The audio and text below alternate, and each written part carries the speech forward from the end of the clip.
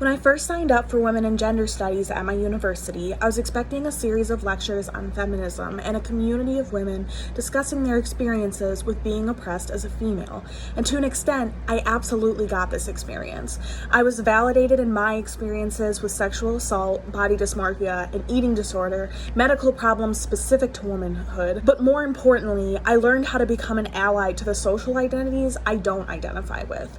Because Women and Gender Studies doesn't just teach people about women's rights. It teaches people about the experiences of all social identities that inevitably coexist with gender. This means that while it does teach people what it's like to be a woman or a man or a non-binary person in society and how those roles come with different expectations and privileges, it also focuses on what it's like to be Black or queer or disabled or fat or poor, because while it is true that gender impacts people's social experiences, it is impossible to acknowledge experiences without recognizing all of someone's social identities.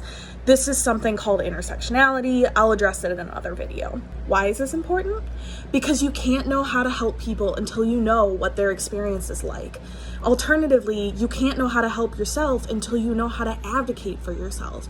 And that requires being aware of the unfair social rules that we can only discover through sharing our experience.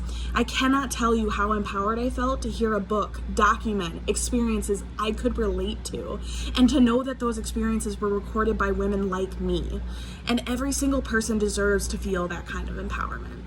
If you're interested in learning more about women and gender studies, stick around for more mini lessons on my social media page, or visit my other content to hear important readings I've discussed in my women and gender study classes. Also, keep in mind that Palestine is still facing a genocide at the hands of the US.